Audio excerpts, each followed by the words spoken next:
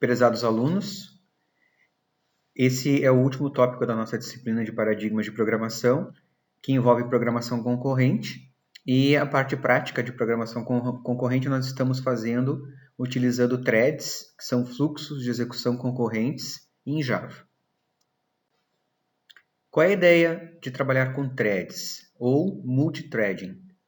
O programador especifica quais aplicativos vão ter fluxos de execução diferentes, threads, e cada um desses fluxos designa uma parte do programa que pode ser executado concorrentemente. Por exemplo, eu tenho uma rotina de entrada, outra de processamento e outra de saída. Como a gente estuda quando aprende algoritmos? Eu só posso fazer o processamento depois de fazer a entrada. E eu só posso mostrar o resultado depois que tiver feito o processamento. Então, essa entrada, esse processamento e essa saída não podem ser executados concorrentemente. Não adianta o programador dizer que o meu programa tem 3 fluxos e disparar os 3 fluxos para executar de forma concorrente. Então, eu tenho que saber o que pode ou não ser executado concorrentemente.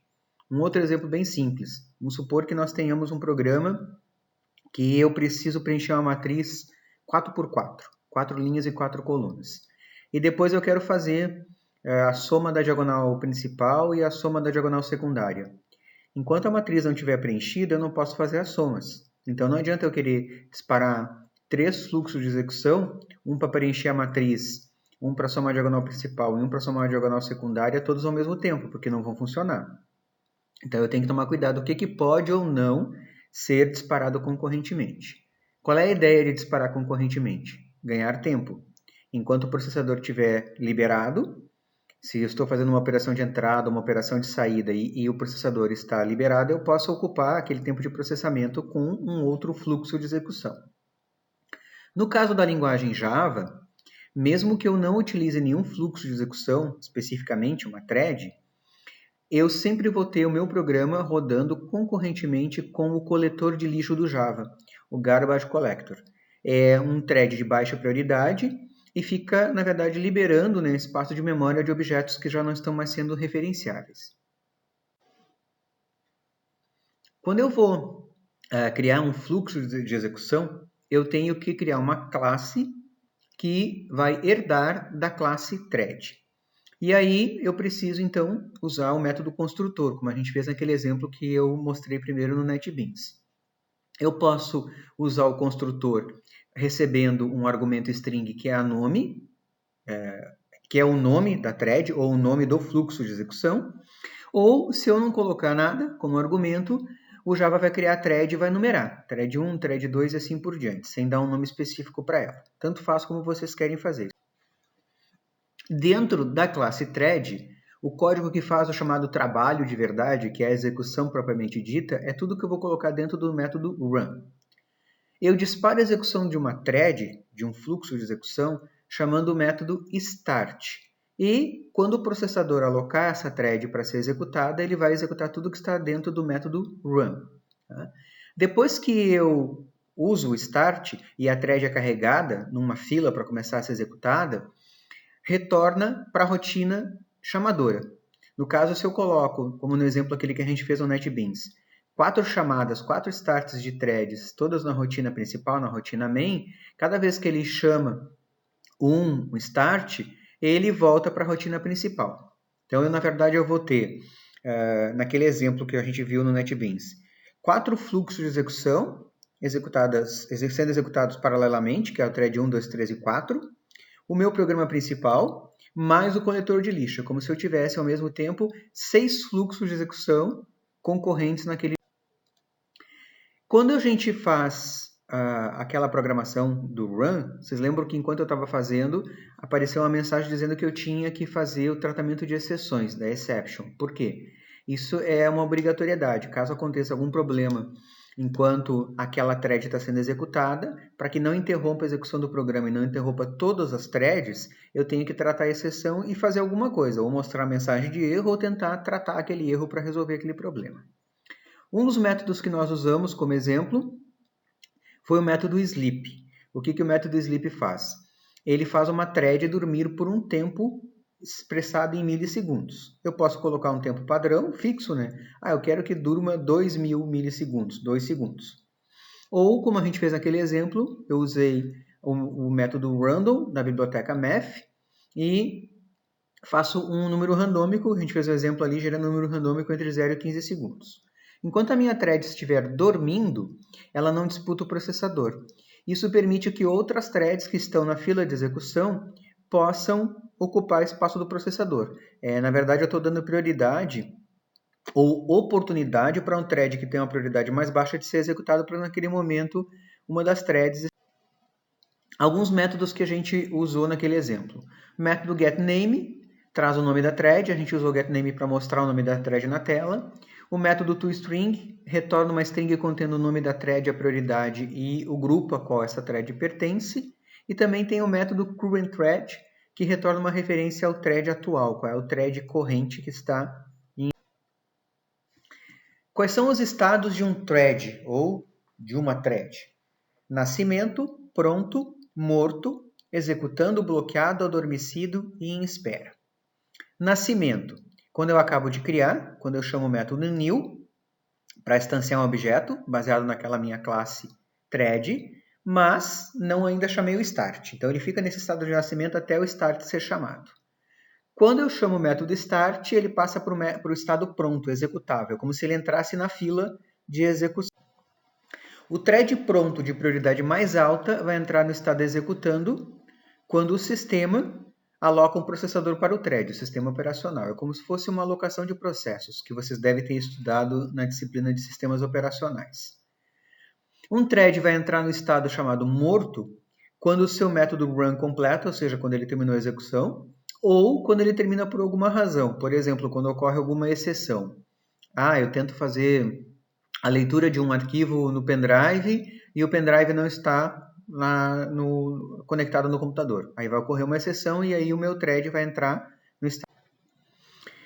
Uma maneira comum de um thread executando entrar no chamado estado bloqueado, quando ele fica parado, é quando ele vai fazer alguma operação de entrada e saída. Por exemplo, ele precisa que o usuário digite um valor, ele precisa ler um dado do disco, ele precisa gerar um resultado de saída e está mandando para um dispositivo de saída. Enquanto essa operação de entrada e saída não for concluída, ele está bloqueado. Enquanto o meu thread estiver bloqueado, ele não pode utilizar o processador, mesmo se estiver disponível. O método sleep, ele coloca o thread num estado de adormecido, como a gente viu naquele exemplo no NetBeans, e um thread adormecido volta a entrar na fila de execução, como thread pronto, assim que aquele tempo designado para dormir expira.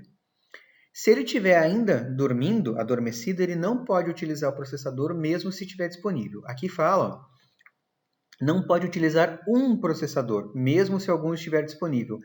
Eu estou trabalhando com a ideia de que eu tenho apenas um processador na máquina, mas se eu estiver trabalhando, por exemplo, com cluster, ou tiver uma máquina com multiprocessamento, eu poderia ter vários processadores e cada processador está executando um thread diferente ao mesmo tempo. A ideia da concorrência. Aqui a gente tem um desenho que mostra todos os estados de um thread ou de uma thread, que como a gente pode falar que o thread é o fluxo de execução, então posso falar que é o thread, mas muita gente só fala a thread, então tanto faz. O thread nasce quando eu uso o método new. Quando eu coloco start, ele fica pronto para executar. Quando ele está pronto, está na fila de execução e um processador realmente coloca ele em execução, faz o método run começar a executar, ele entra no estado executando. Aí do executando ele pode bloquear por uma operação de entrada e saída, ele pode morrer quando a execução dele terminar, ele pode dormir se eu chamar o método sleep, e ele pode ficar esperando se eu chamar o método wait. E se eu, por exemplo, colocar ele como esperando no método wait, ele só vai voltar a ficar pronto se eu usar o método notify, de notificar. Caso contrário, ele não volta a ficar pronto. Se ele está fazendo uma operação de entrada e saída, ele volta a ficar pronto quando essa operação de entrada e saída terminar. Voltar a ficar pronto significa voltar para a fila de execução e aguardar que um processador esteja liberado para executar isso. Todo aplicativo Java é multithread, porque ele tem o coletor de lixo, o garbage collector, então mesmo que eu não use nenhuma thread especificamente, ele vai ter o meu programa rodando e o coletor de lixo. Todo thread Java tem uma prioridade entre 1 e 10. Nós fizemos um exemplo naquele primeiro programinha ali no NetBeans, em que eu coloquei uma das threads com a prioridade máxima, que é o 10, e isso faz com que eu tente controlar qual seria a thread que vai ser executada primeiro. Tá? É uma tentativa de controlar, já que eu não tenho como fazer esse escalonamento de threads. Se eu não coloco nada como prioridade, todos os threads recebem a prioridade default, que é a metade, que é 5. Cada novo thread herda a prioridade do thread que o cria. Então, como eu estou criando threads a partir da classe thread, ele vai criar todos, se eu não digo qual é a prioridade, com a prioridade 5, que é a default. Algumas plataformas Java suportam um conceito que vocês devem também ter estudado em sistema operacional chamado fracionamento de tempo, ou time slicing. E algumas não. Sem fracionamento de tempo, cada thread executa até terminar a execução, a não ser que ele, durante a execução, chame alguma operação de entrada e saída ou receba um sleep. Caso contrário, enquanto ele não terminar a execução, ele não libera a execução que está esperando. Se há o fracionamento de tempo, cada thread vai receber um período de tempo do processador, que a gente chama de quantum, durante o qual esse thread pode ser executado. Quando concluir esse tempo, mesmo que o meu thread não tenha terminado a execução, eu digo o sistema que está controlando, né, o escalonamento dos threads, tira o processador desse thread e passa para o próximo que está na fila. Não sou eu, programador, que controlo esse quantum. Então, não tem como eu fazer o controle. A plataforma ali do NetBeans, que a gente está usando, não tem quantum. Tá? Ele executa o thread até terminar tudo que está dentro do método run, a não ser que ele fique bloqueado por entrada e saída, ou que eu obrigatoriamente chame o método sleep para ele dormir, ou chame o método wait para ele aguardar alguma coisa. O exemplo que a gente fez no NetBeans, ele demonstra algumas técnicas básicas de thread. Nós criamos uma classe derivada de thread, extends thread, fizemos a construção, né, de uma thread quando eu uso o método new e utilizamos o método sleep. Cada thread só mostra o nome e depois dorme de um tempo randômico entre 0 e 15 segundos. Tá? Aqui eu estou usando uma ideia de colocar o programa em duas classes, test_thread e imprime_thread. Tá? Test_thread, na verdade, é o nome do meu programa e imprime_thread é a classe que herda de thread. Eu fiz o programa com o nome aula 14 de junho, para não usar o test_thread, que é um nome mais genérico. O nome não importa, tá? O imprime_thread é a classe de thread, que é o extends thread. Quando eu faço a herança e coloco extends thread, o Java entende que todo objeto que eu criar a partir daquela classe é um fluxo de execução que pode ser executado concorrentemente.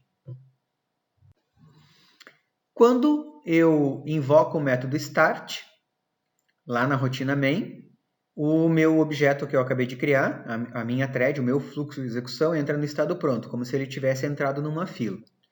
Quando o sistema operacional alocar o processador, aquele primeiro que está na fila entra em execução e vai executar tudo que está dentro do método run. Caso não tenha nenhum sleep e nenhum wait e nenhuma operação de entrada e saída que bloqueie a execução, ele vai até o fim. Caso contrário, ele vai parar e o sistema operacional vai colocar em execução o próximo fluxo de execução ou a próxima thread que estiver.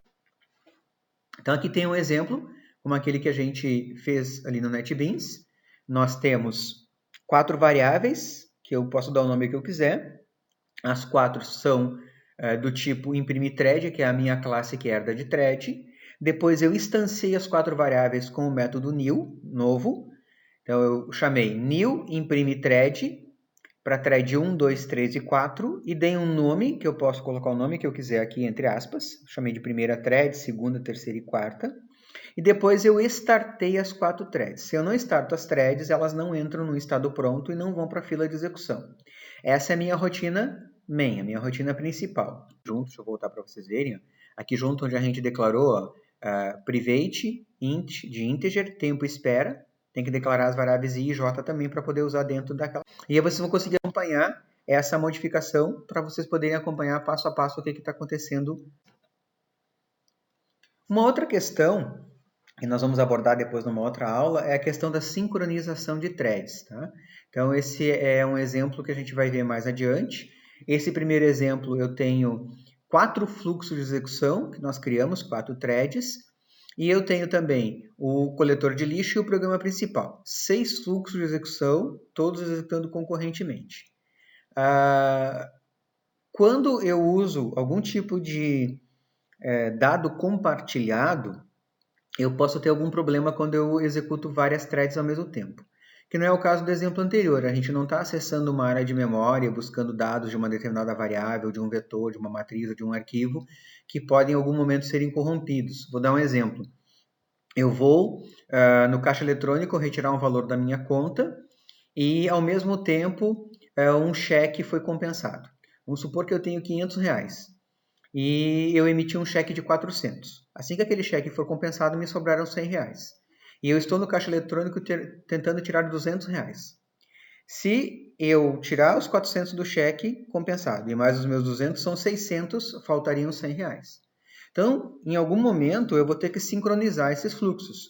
Enquanto o cheque estiver sendo compensado e o valor da minha conta ainda não foi atualizado, eu não posso sacar.